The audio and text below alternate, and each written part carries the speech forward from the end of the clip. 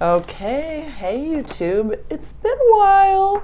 Let's get started right away. I have so much to talk about, and I only want to keep this like 30 minutes because I have limited time. I have to take my son to basketball.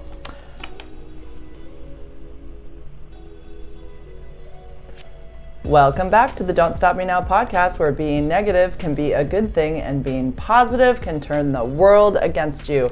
Hello, I am your HIV positive host, Miss Jennifer Lee Vaughn, and it has been a minute. I am so sorry. I always say that. I'm really sorry, but legitimately, I have a good excuse. Well, work is one thing, but I've also been sick. I have the flu. I still have the flu, I guess, according to the doctor. I feel much better today. No, I did. I woke up with like a raging headache, and I didn't sleep great last night, but it's been better than it's been in like the last, I don't know, 5 days. So yeah, I missed my last 3 days of work, out with the flu. It's the influenza A. Ironically, I had this exact same flu this time last year, almost to the day. I tested positive for influenza A. So I missed my last week of work last year as well, right before we went into Christmas break. So yeah, it sucks. It was a lot of like body aches and a really, really bad sore throat. Like you would kind of think it was more like strep, like swallowing was hell. It's like felt like I had razor blades in my throat.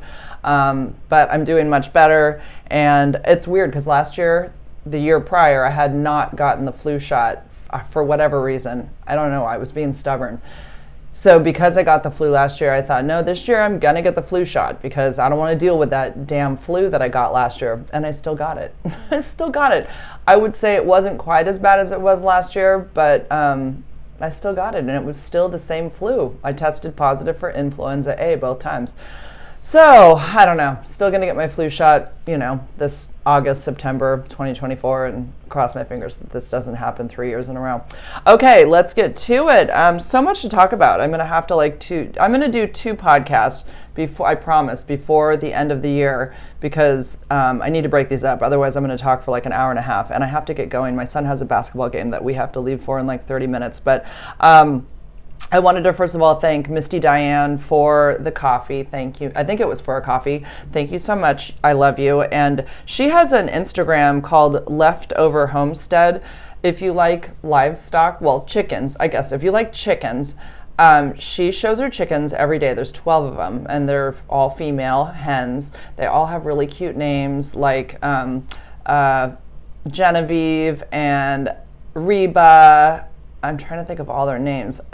So cute. I can't think of them all right now, but anyways, she knows them all by name. They're all different colors. Some are the same, but there's like a variety of them. They have a cute hutch that they go in and out of, and she locks them up at night, and she goes through this whole routine every day, and it's kind of like one of those things that you can go to and watch if you want, because it's always there. She does her little nighttime routine with them every day, and it's just enjoyable. It's like one of those things that's just joyous. Like, it makes me happy just to see her with her chickens, interacting with her chickens. You don't see her so much, you just hear her voice, but she's so sweet with the chickens, and I've always wanted chickens myself, so I'm kind of living vicariously through her and watching her chickens when I can get a chance to watch the nighttime routine. But it's fun, and they're so cute. They come running to her. They run to her. It's so cute.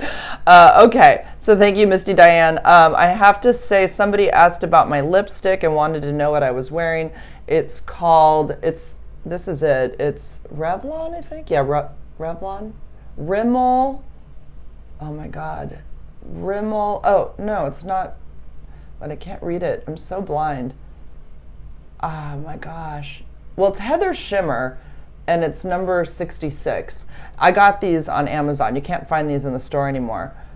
But that's what the top of it looks like. If you're on YouTube, you can see. I think it's Revlon.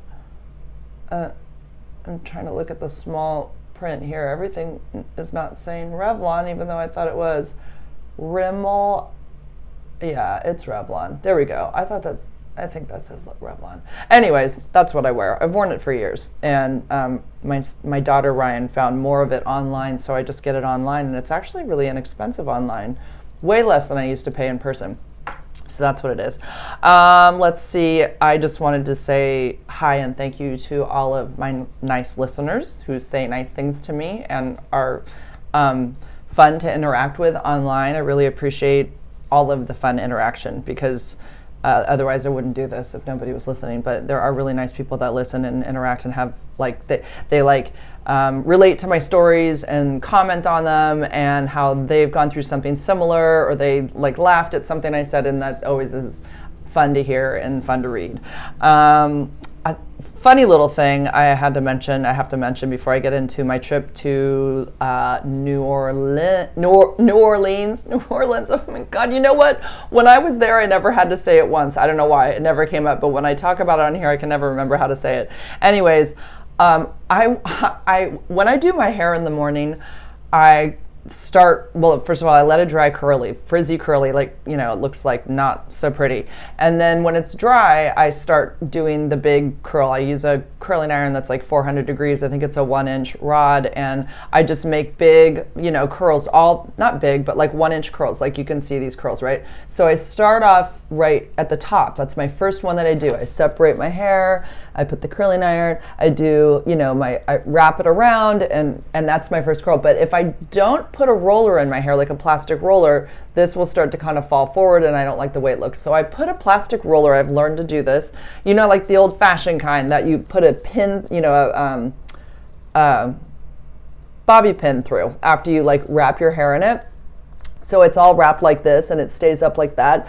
So I did my hair there in the morning when I went to work, and Owen drove to school, and then I took the car and I drove to work. And I got to work and I was talking to my coworker Andy, and after about a minute or so, she says, "Now, did you know that you have a roller in your hair, or were you doing that on purpose?" I said, "Oh my God." I literally drove, well, driving's not a big deal. It's actually, none of it's really a big deal, but I did walk into the school with a big giant roller in my hair and just had a conversation with my coworker like it was totally normal. I'd never shown up with a curler in my hair before. I died laughing. I couldn't believe I did that, but yeah, it's so comfortable. I forgot it was even there. So that was, thank you, Andy, for pointing that out. Otherwise, I would have probably worn it all day. People have asked if I'm still talking to Annie, Eric's ex. Yes, for sure. We talk pretty much daily. We are in each other's lives and chit chat about just all girl things. And we have a really nice time just, you know, getting to know each other and sharing our stories and just you know, daily stuff.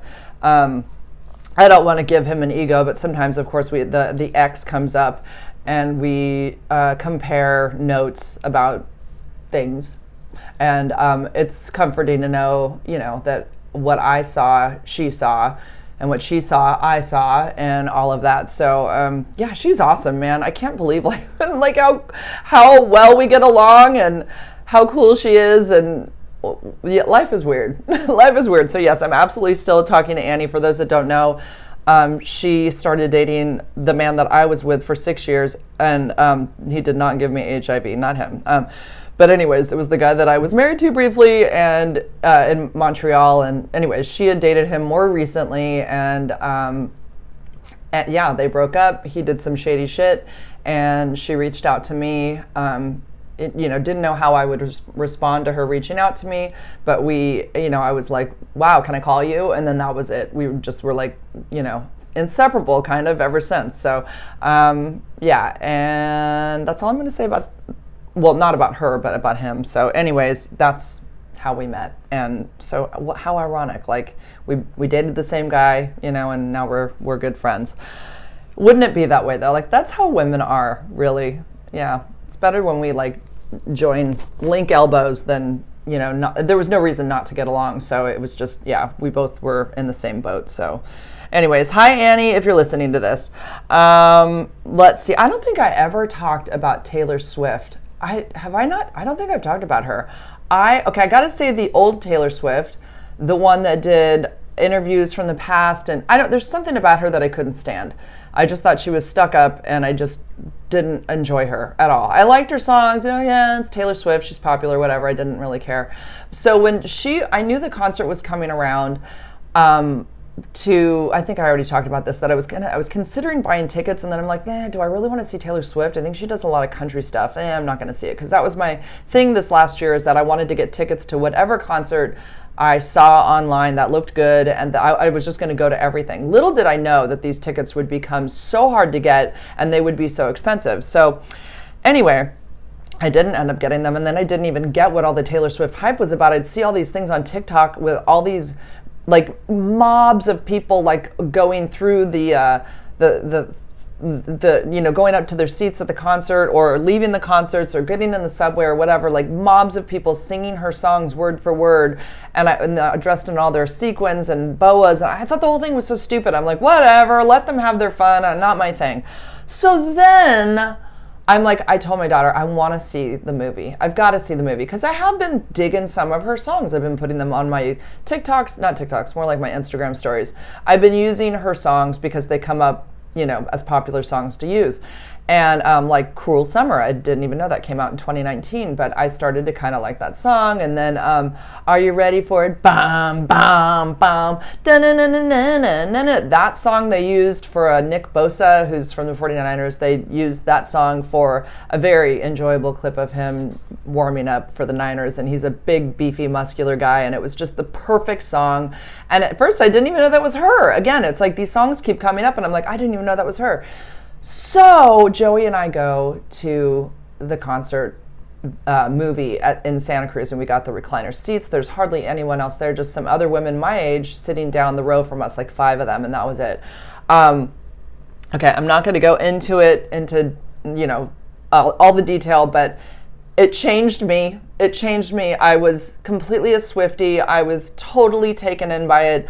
The concert was unreal. It's like a Broadway show. She is phenomenal. I don't know, like everything I thought about her from the past was gone. It was like she was like this new person to me now. And I was in love with everything she did. I loved her music. Oh my God, that song, Betty. Oh my God.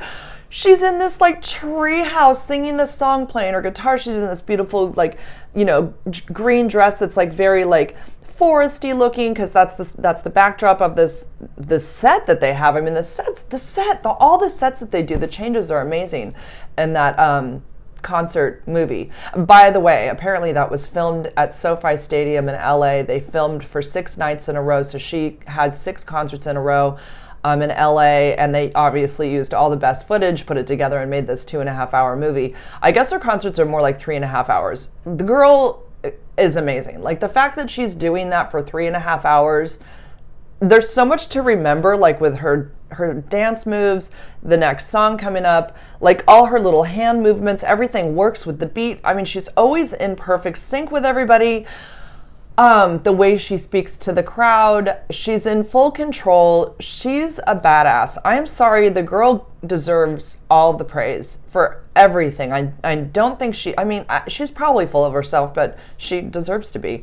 I fell in love with so many songs watching that show. Oh my God, the entrance to Cruel Summer is just badass. The way she walks out in that sequins, like bathing suit thing, and like the sparkly boots, and the way she stomps and walks, and she's like I'm nervous for her, but I think, isn't she nervous? But she's not. She's Taylor Swift. These are her songs. Like she's so confident, and I would be so nervous. Like, there's so many people, but I want to be her in a way. I want to be her. I want to be on that stage singing those songs in those outfits. Like I would love that, honestly.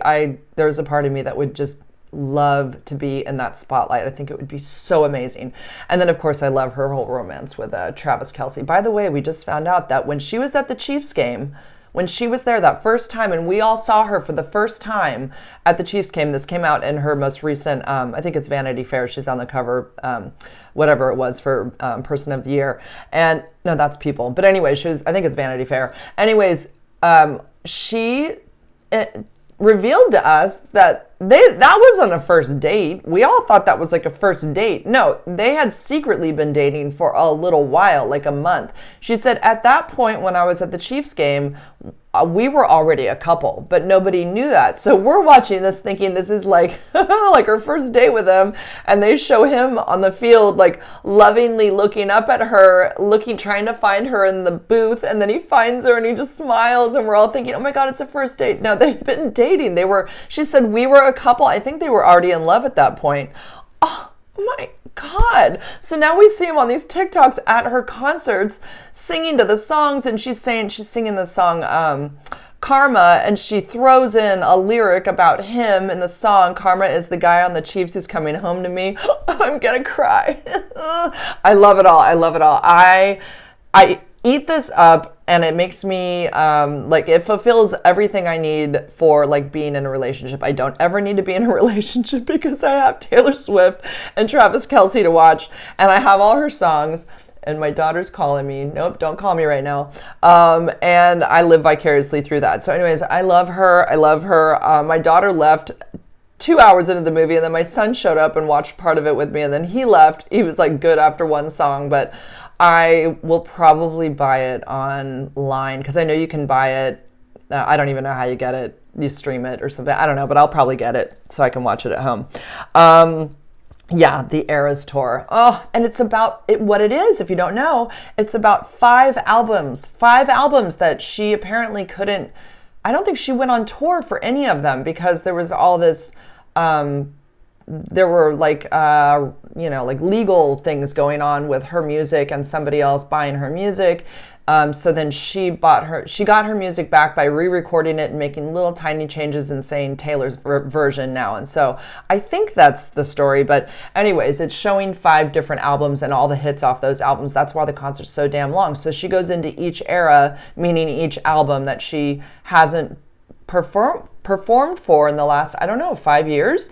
So it's moving just knowing that she had this, this tough thing that she went through legally with her music. Like, you can only imagine as an artist, somebody got all the credit for your music and you're not getting paid for it. Like, are you kidding me? Like, that would be crazy. And I didn't know this was going on. I don't know if people that are really into her probably got that this was going on, but I didn't know.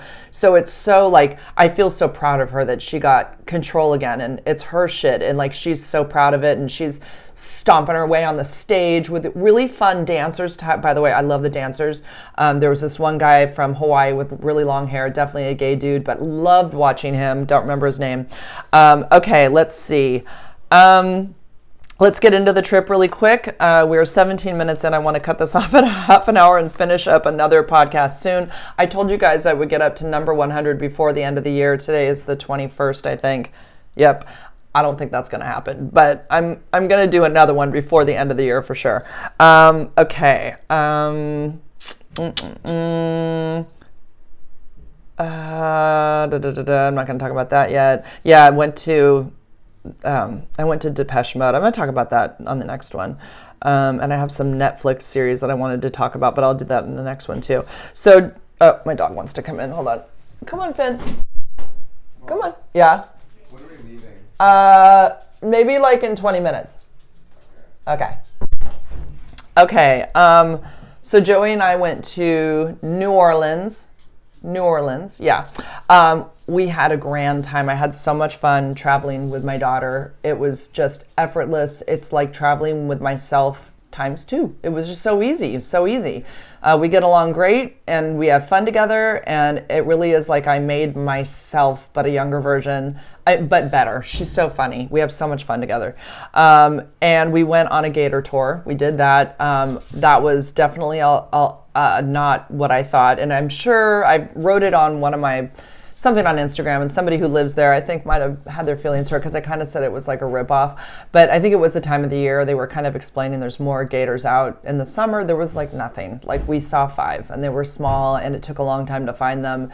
And by the time we found them, they were like at the end of like a tributary, kind of like you go up and down these like tributaries, like in the water, and it was like all muck and everything at the end that were like covered in like stuff that falls in the water from the trees. And they just kind of looked, it was just boring. Like, they weren't fun to look at all. They didn't do much at all. One moved a little bit, but like, it was like, wow, that is it.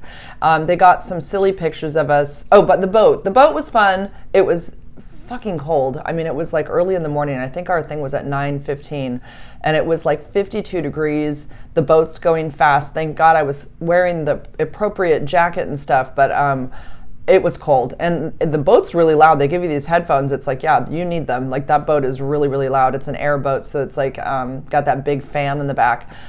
We were sitting with people who didn't ask questions, and I felt bad for the lady that was running it, because she's like, any questions? And like, barely anybody would ask anything. So I asked like 10 questions, because I'm trying to make up for the fact that no one's asking anything. I mean, can you imagine, like, this is your job and like nobody seems to even care? So anyways, that was fun. They took a picture of us, like it's one of those silly, like they make you do it, you know, where you have to pose, where they're like, look at the ground, where there's a sticker of a gator on the ground, look scared, and they take that picture and then they superimpose pretend gator in the picture, which is what I really thought we were going to see. I thought we were going to see giant gators like eating raw chicken. People had mentioned like that they throw marshmallows out to them. None of that was done. We didn't feed alligators. We didn't hold baby alligators with tape around their mouth. None of that happened. We looked at 5 tiny alligators in mucky water. I mean, it was like, that's it. I mean, really? But, you know, it's an experience. I was with my daughter. We ate beignets before we went there, which were delicious. And then, oh my gosh, the jet lag hit me, because that was the first morning we were there. And as much as I think I can handle 2 hours, I don't know what it is. It hit me like it was the middle of the night when we were driving back. We were on a shuttle, and I was like, oh my God, I have got to take a nap. Like, my eyes, you could feel it. Like, your eyelids start hurting and they're heavy, and you're like, because I realized when we ate those beignets, we ate them at like 5 in the morning. It was like, you know, California time. We were up early. It was really early.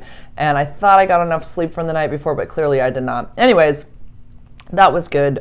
Still, I mean, I give it like really a 6 out of 10, honestly, with the amount of stuff we saw. The birds were pretty though. Let's see. So Joey and I, this is kind of funny. We go to this place called The Dungeon. We got there way too early, and there was this dude working there who's definitely in like his 60s, white, longish hair, tall guy, kind of shirts open up with hairy, kind of white hair on his chest. And he says, hey, we don't open till later, but if you guys want to come in, you can take a look. It's fine. Just getting stuff ready for later. It's going to get real busy later. So we're like, okay. So I took some video as we walked in. Everything's basically painted black. This is a place she really wanted to go. It's a bar. And we walk inside. It's very dark. It's a small bar. There's bar stools that are like cushioned, like round leather that, you don't move. They're like stationary. And then, or are they square? It doesn't really matter. But anyways, he goes, go ahead and take a look. You can walk down. Then he told us, no video, please, no cameras, please. I'm like, oh, okay, sorry. So he told us to put on a song on the jukebox. Go ahead and pick a song on the jukebox. So we're like, okay. So we go to the jukebox. We're like, we have no money on us. I do Apple Pay for everything. So I'm like, well, how am I gonna, I don't want to tell him that I don't have $1, but I didn't. And I didn't really want to hear a song anyways. And I didn't want to spend $1 anyways. So he comes over and he pushes some buttons and he goes, doesn't matter, just any old song. So he puts some song in, and he goes, come over here, have a seat on, and we're like, oh my God. I'm like, is he going to make us drink a drink with roofies in it too? Because he's like kind of ordering us around. And both of us are like, okay, we're being really polite, like probably too polite, but like we probably both kind of wanted to leave because we thought it was a little odd. But we sit in these bar stools and the music starts playing, and he says, just wait for it, just wait for it. So finally the beat starts, and the chairs are vibrating to the beat of the drum, like bzz, bzz, bzz, bzz, bzz, bzz. And we're like, oh, okay. And we have to continue a conversation with the guy. He's like, how do you like that? Yeah, he goes, I had that installed like years ago. Took a lot. He's going into all the detail about how he got these chairs hooked up with the music. And we're feeling violated, honestly. It felt really weird. Okay, that's not my daughter. And she was like in her head going, I feel like he's like literally hoping we'll get off or something. Like it was gross. It was super weird. So after like a minute of the music continuing and us sitting on chairs that are vibrating to the music, and it's like a strong vibration, like a motorcycle. It was you feel weird. It's like, dude, you get what's happening here. Like this, you know what you're doing. You're gross. So we finally took off. But that was the dungeon. That was weird. We did not go back there. We did start off our night at the Vampire Cafe, which was where she really wanted to go also. When we first landed, like we got to the hotel, we got ready and we went there. We were right in the French Quarter, by the way. And It was chilly that night. The next 2 nights were hot, man. It was muggy and hot the next 2 nights. My hair looked like crap because all of my straight curls just out the window. But anyways, Vampire Cafe have these drinks that are in a IV bag, and so you can either get the sangria or the lemonade something. It's like vodka lemonade, but it's got something red in it too. So we both chose that. And you sip it, you squeeze the bag and sip it out of the hole, the little spout at the top. So it's like you're drinking blood out of a IV bag. It's so fun. It made for some really fun pictures, and how ironic I'm there for an HIV convention or whatever, and a meeting, and we're like drinking, blood out of a bag, quote unquote. So that was really, that was very fun. And the food was good there. I'm trying to think of what else. Good, lots of good ambiance, and I got some really cute pictures of Joey in there as well.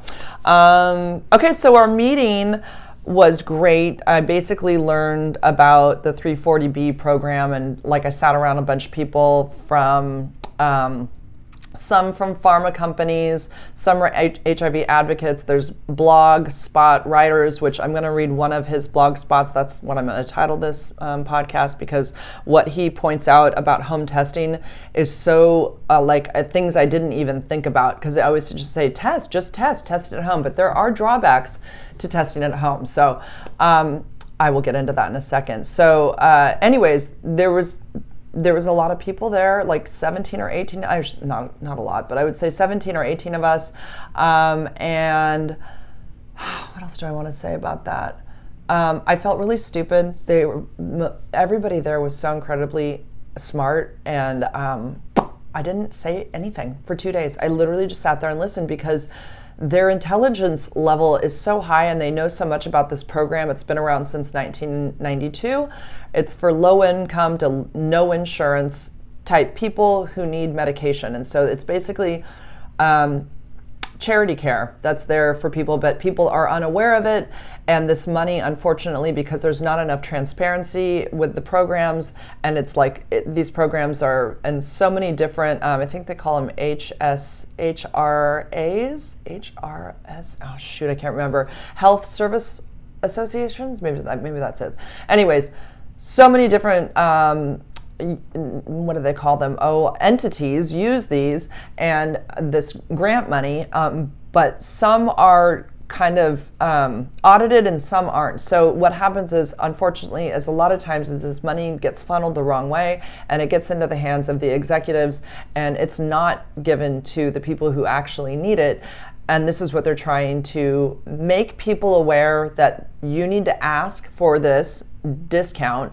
And because most entities, most health providers have this kind, especially if you're low income, they have this funding available to them, and patients need to know it's there. They need to advocate for themselves and ask for it, because there are so many. I guess they say medical debt is like the second most biggest debt in the U.S. I don't even know what number one is, but medical debt is number two. And so they basically said that this is a major problem, and that people are, having to decide whether to pay their medical debt or put food on their table. And this is so unfair when this money is actually there, but it's not being used properly. So this whole discussion for 2 days was, I don't even know, it wasn't even dumbed down enough for me to really get what they were talking about. I understood why we were there. I understood about the 340B plan or program, but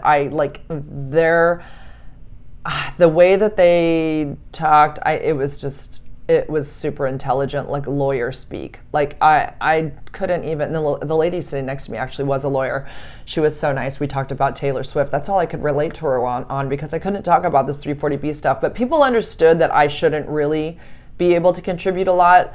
And Jen, who ran the program, Jen is a he. Jen is a trans man, so it's confusing when I say Jen, just so you know, Jen is a he. So when he, at one point I said to Jen, I want to be able to use this in my advocacy, but I don't know a real layman's way to do it. Can we talk about that at some point? So Jen said, absolutely, that's what we want to utilize you for, and we want to pay me to have a way to have this come across more at my level, the way I can explain it to somebody, the way somebody who has not the intelligence of these people, right? Because I don't, be able to explain it to people that would normally not know about this program and could go and advocate for themselves and ask for it. So anyways, one of the people that was there, so that's basically what it was about. I'm always glad to be invited to these things. It's like such an honor, especially when I'm sitting there listening to all these like very smart people talk, and I'm like, why am I here? Look, okay.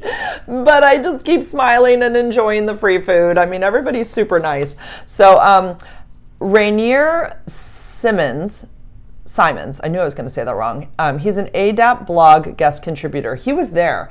I did not realize, he was so nice. I did not realize until after the convention, or it's not a convention, after the meeting, that he wrote a bunch of these blogs that I always link. I always put these ADAP links to the blogs that I put them on my Instagram story. He writes a bunch of them, and I had no idea until after I got home, and then I put it all together, and I said, oh my gosh, Rainier, I had no idea that you were the one who wrote these. And I had actually printed one out prior to the trip telling him that I wanted to speak about this on my next podcast. And so I am. It's called HIV Testing, Opportunities and Challenges. It says, okay, this is by Rainier. Hi, Rainier, if you're listening. He said that he was subscribed now.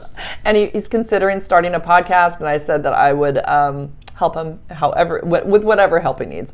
So in the fight to eradicate HIV in the United States, testing is a fundamental and indispensable tool. Testing is the gateway to treatment and prevention. Very true. It is the only way to identify those who are HIV positive, not only to get them into timely, appropriate care and treatment, but also prevent transmission to others with undetectable equals untransmittable equals you equals you. Not equals you, just you equals you. Unfortunately, about 13% of people in the United States living with HIV/AIDS, people living with HIV, are unaware of their status. 13%. So whereas HIV self-testing has helped to overcome this barrier, it hasn't been without its own challenges. So these challenges I had never really thought of, and I thought it would be good to bring it up in a podcast. It says many people do not test for a myriad of reasons. Some do not have access to testing facilities due to transportation issues or lack of availability in their area. Stigma and fear hinders others.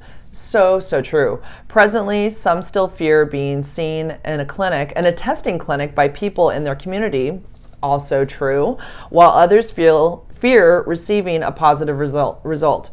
Cost is a barrier to those who lack healthcare insurance and do not have access to free clinics. So to increase HIV testing, medical science has developed exceptionally effective HIV self-testing. It has been an invaluable tool. HIV self-testing in the past required painful finger pricking to draw blood. Now there are oral self-testing kits such as OraQuick that only require swabbing of the mouth and gums. Self-testing kits are much more affordable than going into doctor's offices for blood work. They're about $50 here in California. They also allow people to test in the privacy of their own homes and ensure their confidentiality. Moreover, some organizations provide free testing kits for those who can't afford to purchase the over-the-counter ones. As beneficial as HIV self-testing kits are in attempting to normalize testing, especially in high-risk groups, there are downsides. Testing in private means that there are people who will be alone when they receive a positive result. And I always think, they give you a number that you can call, right? But more into that. Self-tests such as OraQuick provide a 24-hour hotline for people to use for support and guidance concerning a positive or negative result. However, for some, that is not enough. A positive result's psychological gravity could be too overwhelming for someone to handle alone, speaking with a support person over the phone. Studies have shown that people living with HIV are 100 times more likely to commit suicide. Oh, that's going to get me crying. Than the general population. In a clinical setting, trained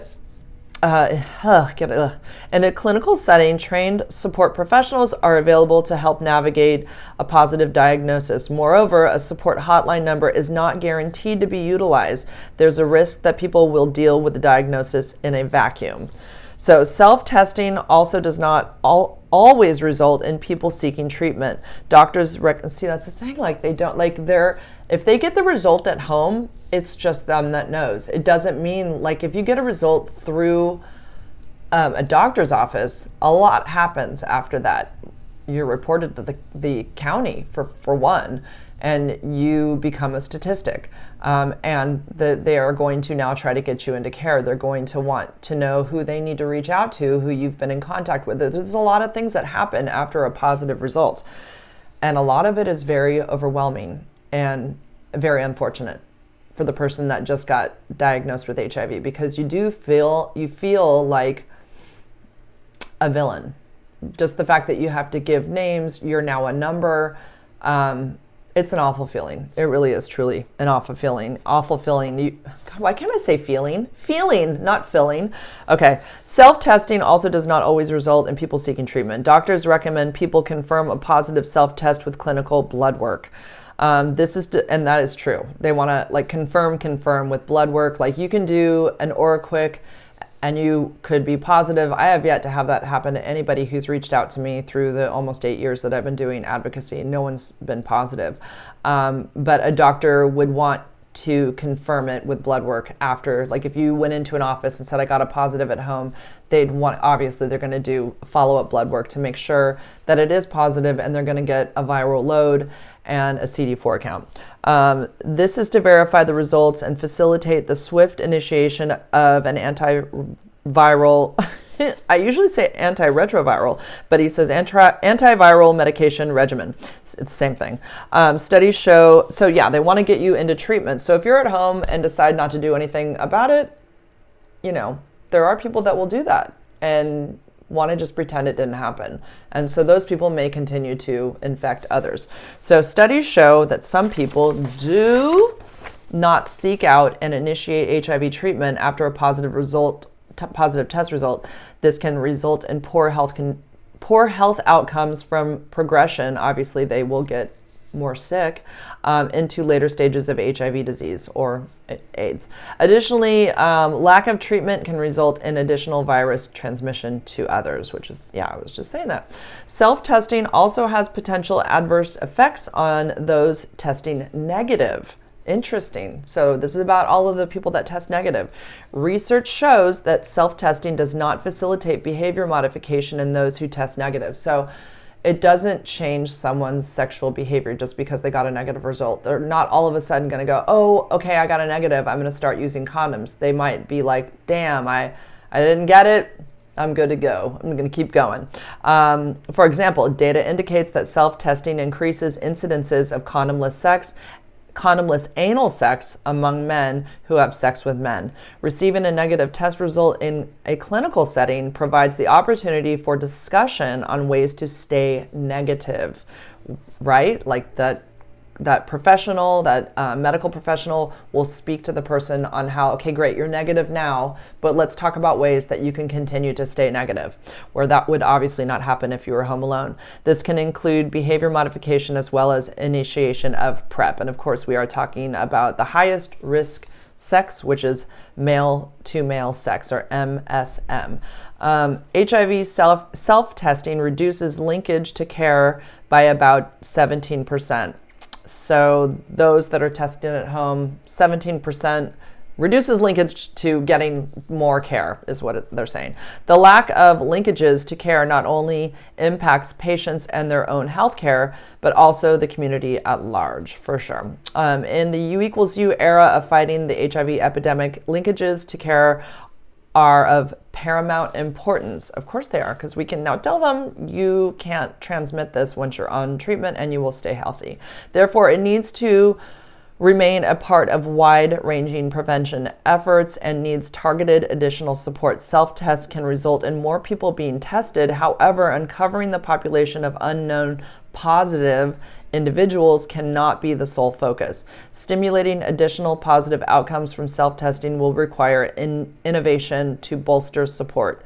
So I just think that was really interesting to read, and I didn't think about those other elements of testing at home, that you don't have somebody there to talk to you immediately. You don't have somebody there doing additional testing. If you are positive, you might just let it go. And then you don't get into care, you're not on treatment. And of course, if you're negative, you might think, hey, woo, I can just keep doing what I'm doing, and not finding out ways to continue to stay negative, which is really important. So I thank you, Rainier. I'm going to be reading more of his blog spots. I thought that one was great. I'm going to wrap this one up for now, and I will, if you have any questions about any of that, please feel free to write them in my YouTube comments, any questions you have about anything, and I can try to answer them. I also do support people through my Posly, oh my gosh, I'll put the links in my bio. I always have it there. My link tree is there. If you want my one-on-one support, I do that for $20. So everything else is free, but if you want my personal support and a risk assessment, I'm happy to do that.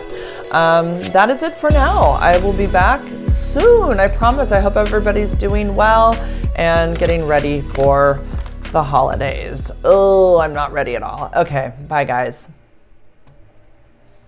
Ta-ta, YouTube. See you soon.